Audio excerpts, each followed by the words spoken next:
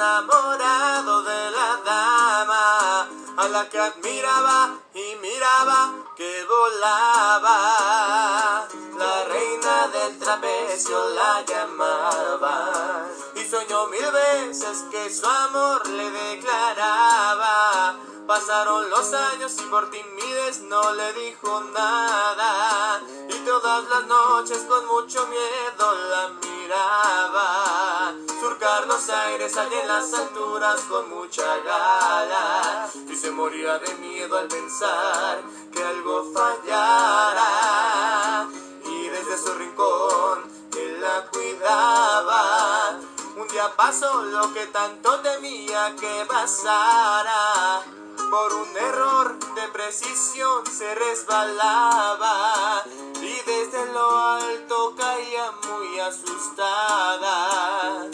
Y nada le pasó porque la estaba. Corrió tan fuerte para evitar que se lastimara. Extendió sus brazos con mucha fuerza para atraparla.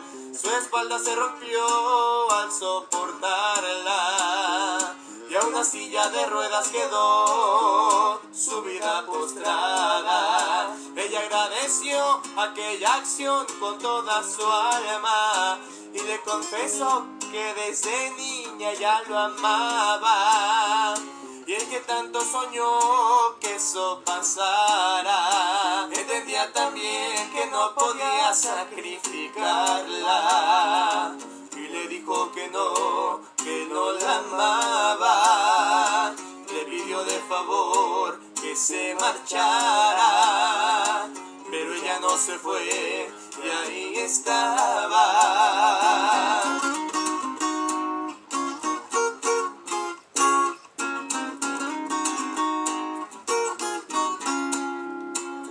La trató de la peor manera para que se fuera, pero no se iba y ahí estaba. La hizo pasar frío, la hizo pasar hambre y desveladas, pero no se iba y ahí estaba. Y lloró 1000 veces por el trato que le daba, y todos los días y todas las noches ella lo cuidaba.